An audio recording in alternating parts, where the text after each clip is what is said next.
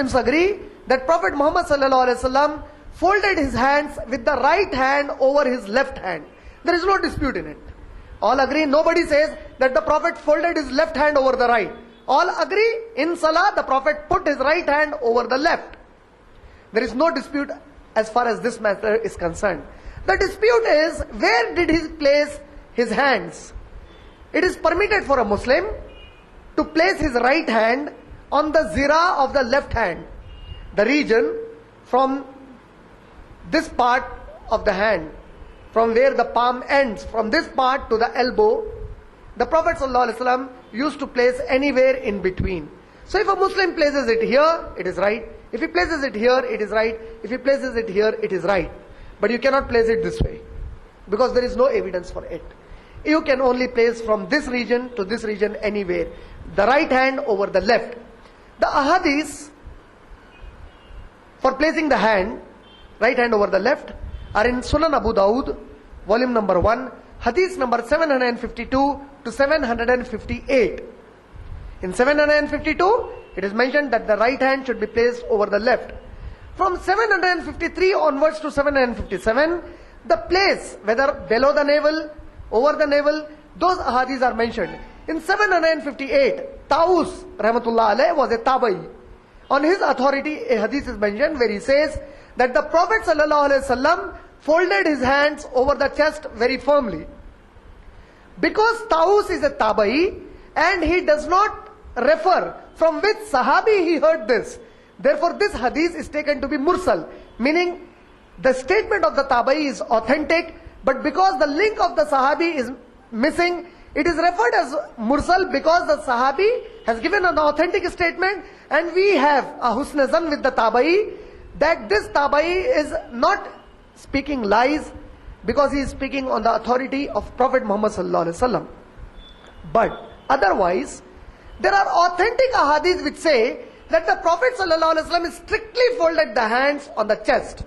And the statement of Abu Hanifa rahmatullah alayh to fold the hand below the navel is considered to be a zaif hadith on whose authority Abu Hanifa claimed this. Ali ibn Talib raziyallahu ta'ala anhu has said that the Prophet sallallahu alaihi wasallam put his right hand over the left and folded it firmly on the chest, as mentioned in Bayhaqi, in the book of Bayhaqi, in Sunan al-Kabair, in volume number 1, page number 30.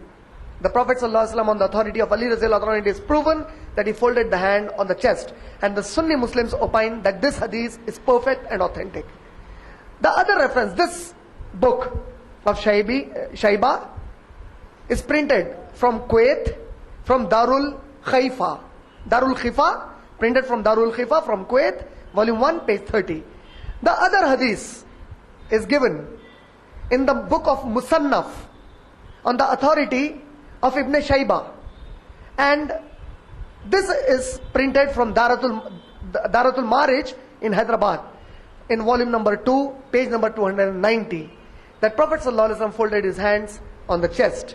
And in the book of Khuzaimah, there is a book of ahadith by the name the book of Khuzaimah, hadith number 499 and 490 also say that Prophet ﷺ folded his hands strictly on the chest.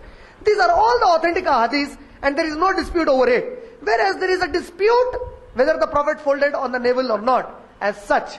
According to a hadith of Prophet sallallahu alaihi wasallam, the beloved Prophet said, when you come across any matter in Islam that puts you to doubt, then leave that and follow one that is without any doubt. Now that these ahadiths are considered to be authentic and without any doubt, therefore a Muslim should compulsorily fold his hands over the chest in Salah. The command of ruku is given in the glorious Quran in no less than 32 different places. And the command of sujood is given in the glorious Quran in no less than 92 different times in the glorious Quran. And the Prophet ﷺ in the book of characteristics of Salah, Sahih al-Bukhari, volume number 1, you will find used to say, Subhana Rabbiyal Azim in ruku and Subhana Rabbiyal Ala in sujood. In Atayyat, when you sit in Atayyat, about tashahud, meaning Ashhadu an la ilaha illallah wahdahu wa la sharika lahu wa ashhadu anna Muhammadan abduhu wa rasuluhu. When you are reading Atayyatu lillahi was salawatu wa tayyibatu, there is no evidence at all in any book that you should raise your finger at the time of saying ashhadu an la ilaha illallah. There is no evidence at all. That sunnat of Rasulullah sallallahu alaihi wasallam, the authentic way of Prophet Muhammad sallallahu alaihi wasallam in tashahhud, was that when he sat in atayyat, the moment after making the second rakat sujood, after making 2 rakah, when you make the second sajda of the second rakat, you sit in atayyat. The moment Prophet sallallahu alaihi wasallam sat in atayyat, he raised the finger and he gave movement to it. According to Sahih Muslim, hadith number 1310, the Prophet ﷺ made movement of the finger when he sat in tashahhud. So therefore, if you raise the finger only at the time of Ashhadu an la ilaha illallah, it's a bidat. It's an innovation not proven by Prophet Muhammad ﷺ or his Sahaba at all. And no Muslim scholar, no school of thought, Abu Hanifa, Imam Shafi'i, Imam Malik, Imam Hanbal, nobody said that you should raise your finger at the time of Ashhadu an la ilaha illallah. This is a bidat. The moment you sit in atayyat, you have to raise your finger, and there should be a movement in the finger. According to another authentic hadith, the Prophet ﷺ said, when you make movement of your finger, Allah subhanahu wa ta'ala makes the angels, command the angels to lash the shaitan that wants to disturb you in your life. So making the movement in the finger is like commanding the angels to lash the shaitan behind you. This is how atayyat should be performed. And after the atayyat, the Prophet made durood, that is Allahumma salli ala Muhammadin wa ala ali Muhammadin, that we make, which is mentioned in Sahih al-Bukhari, volume number 6, hadith number 320 to 322. This is where durood sharif is mentioned, that how Prophet Muhammad sallallahu alaihi wasallam made in the tashahhud. And then finally, that tashahhud should continue till you make salam, as mentioned in Sahih Muslim, hadith number 1310. This is the authentic information of the technical aspects of the actions of salah that a Muslim should perform when he is performing salah. This is the authentic method of performing salah. And as a Muslim, it is obligatory upon us to follow Rasulullah sallallahu alaihi wasallam in all our life, especially when it is the matter of salah. It is compulsory for us to learn the right way of performing salah.